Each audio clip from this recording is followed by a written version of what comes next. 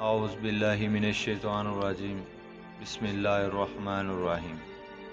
السلام علیکم ورحمۃ اللہ وبرکاتہ۔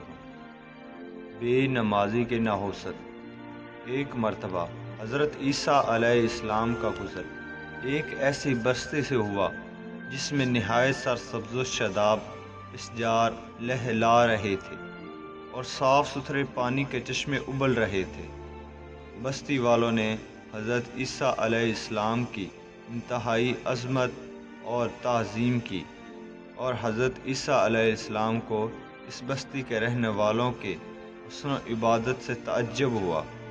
کس طرح شوق اور محبت سے عبادت کرتے ہیں۔ اس کے 3 سال بعد حضرت عیسیٰ علیہ السلام کا دوبارہ اس بستی سے گزر ہوا تو کیا دیکھتے ہیں کہ اس کے تمام درخت سوکھے کھڑے ہیں اور پانی کے چشمے بھی خشک ہو گئے ہیں، اور بستی کے تمام مکانات چھتوں کے بل گرے پڑے ہیں۔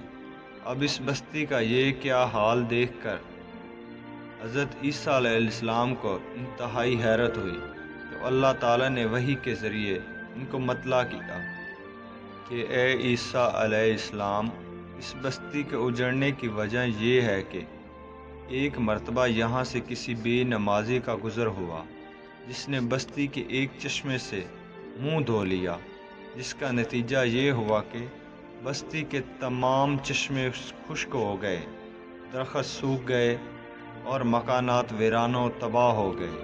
اے عیسیٰ علیہ السلام، جب نماز کا چھوڑ دینا دین کے ڈھہ جانے کے سبب ہو سکتا ہے تو پھر دنیا کی ویرانی کا سبب کیوں نہیں ہوگا۔